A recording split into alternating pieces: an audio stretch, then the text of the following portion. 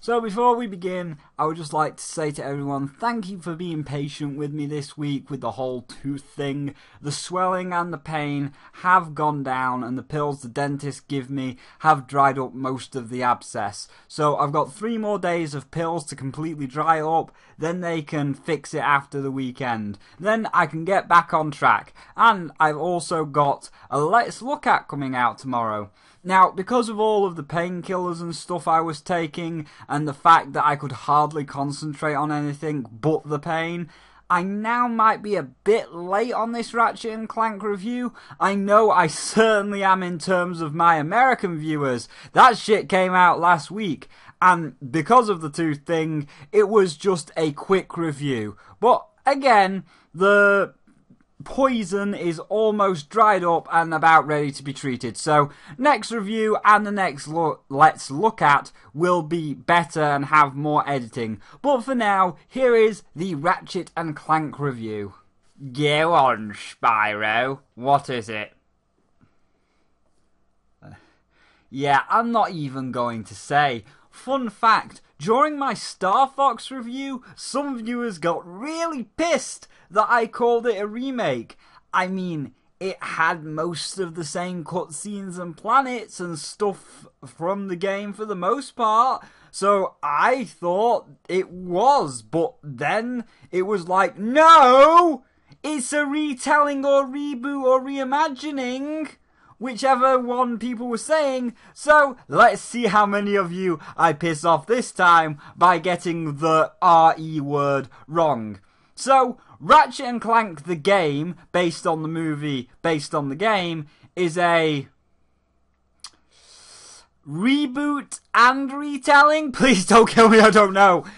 Of the very first Ratchet & Clank, where you go to the same planets and you watch the same cutscenes, only with a slight twist on some of them and some extra ones in other places. So I guess you can look at it as a Ratchet & Clank 1.5 final mix version. But that's not a bad thing. Rather have that than that all-for-one bollocks, which me and my creator hippie still haven't forgiven you for. And so it's really good. Everything that made the first 3 great is back, with some of the mechanics from things like A Crack in Time, which was okay. Starting off, the audio is great. Most of the cast that were in the original, like Drek, are back to reprise their roles, which is a good thing.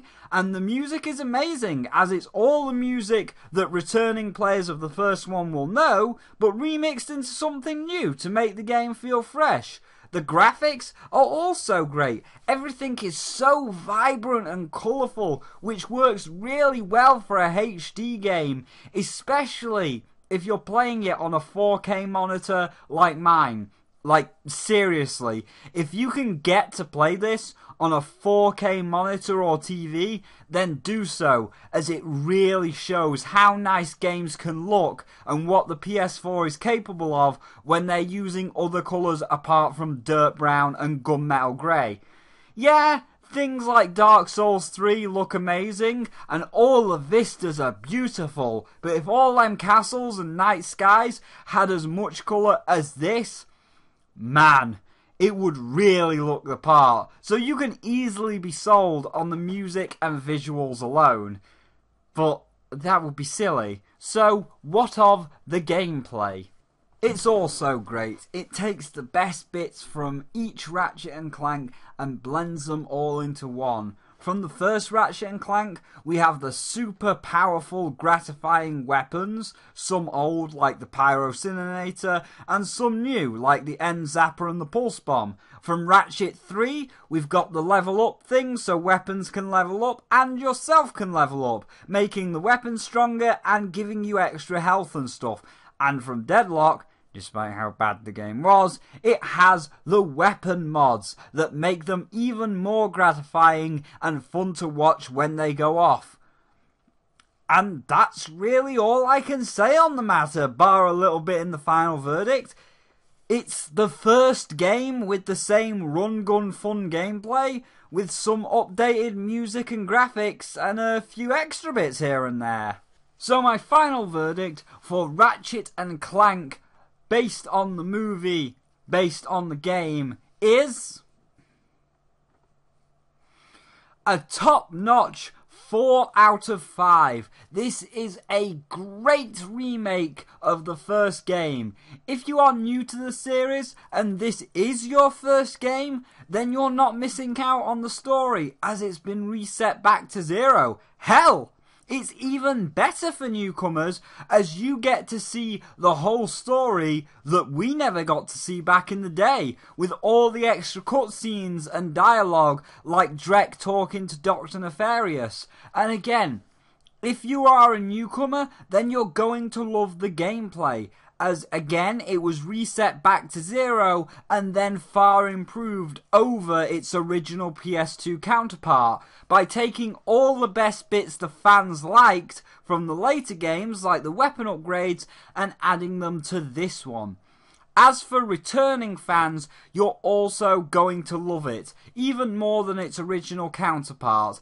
I mean, it's going to feel a little lackluster for those that have played the original, as you will know where most of the secrets and the golden bolts are, because the locations have not changed that much, but all the new content and weapons will make it feel fresh and new enough for you to fully enjoy this retelling of an old PS2 classic.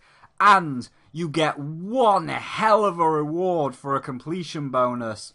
For getting 120% complete, you get what is essentially Golden Gun Mode from 007. Meaning you can start a new game and select this mode and it makes you unstoppable. You get infinite ammo for every gun, forever, infinite health, and every enemy dies in a single hit, so you can run through the game as an unstoppable badass, which I feel is a far better reward than, now you can play the game on an even harder mode. No, hard mode is on the menu if you select hard difficulty. It should not be a reward for beating the game or 100%ing the game. However, it does have its downsides, mainly focused towards the fans of the original game.